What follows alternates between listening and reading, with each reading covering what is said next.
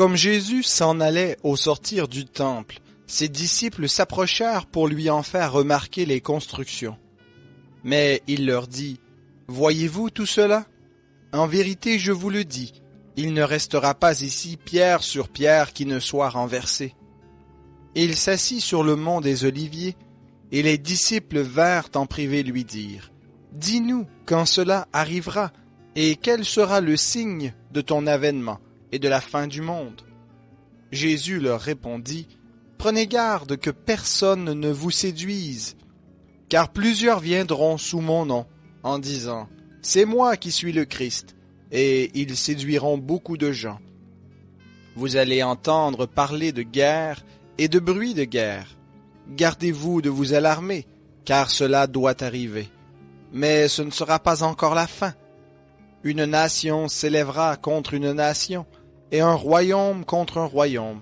Et il y aura par endroits des famines et des tremblements de terre. Tout cela ne sera que le commencement des douleurs. Alors on vous livrera au tourment, et l'on vous fera mourir, et vous serez haïs de toutes les nations à cause de mon nom. Et ce sera pour beaucoup une occasion de chute. Ils se trahiront, se haïront les uns les autres. Plusieurs faux prophètes s'élèveront et séduiront beaucoup de gens. Et en raison des progrès de l'iniquité, l'amour du plus grand nombre se refroidira. Mais celui qui persévérera jusqu'à la fin sera sauvé.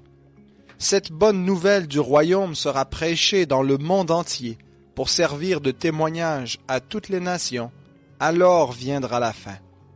C'est pourquoi, lorsque vous verrez l'abomination de la désolation dont a parlé le prophète Daniel, établie dans le lieu saint, que le lecteur fasse attention. Alors que ceux qui seront en Judée fuient dans les montagnes, que celui qui sera sur la terrasse ne descende pas pour prendre ce qui est dans sa maison, et celui qui sera dans les champs ne s'en retourne pas pour prendre son vêtement. Malheur aux femmes qui seront enceintes et à celles qui allaiteront en ces jours-là. Priez pour que votre fuite n'arrive pas en hiver, ni un jour de sabbat, car alors il y aura une grande tribulation, telle qu'il n'y en a pas eu depuis le commencement du monde jusqu'à maintenant, et qu'il n'y en aura jamais plus. Et si ces jours n'étaient abrégés, personne ne serait sauvé.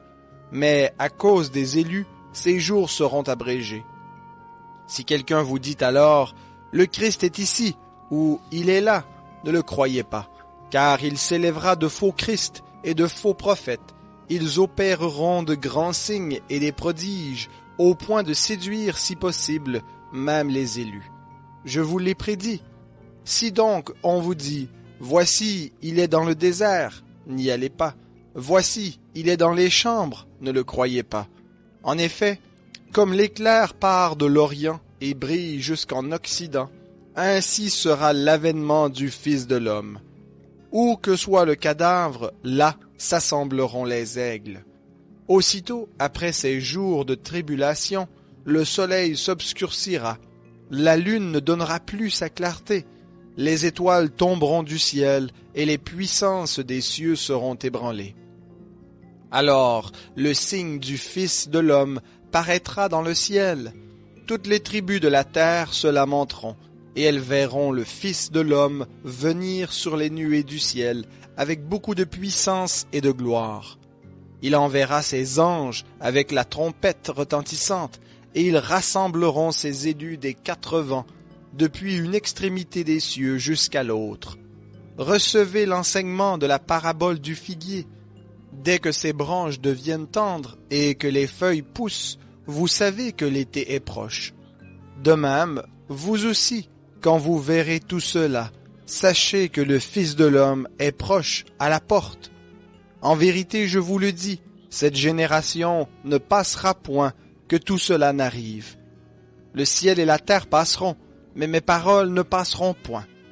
Pour ce qui est du jour et de l'heure, personne ne les connaît, ni les anges des cieux, ni le Fils, mais le Père seul. Comme au jour de Noé, ainsi en sera-t-il à l'avènement du Fils de l'homme. Car dans les jours qui précédèrent le déluge, Les hommes mangeaient et buvaient, se mariaient et mariaient leurs enfants, jusqu'au jour où Noé entra dans l'arche. Ils ne se doutèrent de rien, jusqu'à ce que le déluge vienne et les emporte tous. Il en sera de même à l'avènement du Fils de l'homme. Alors de deux hommes qui seront dans un champ, l'un sera pris et l'autre laissé.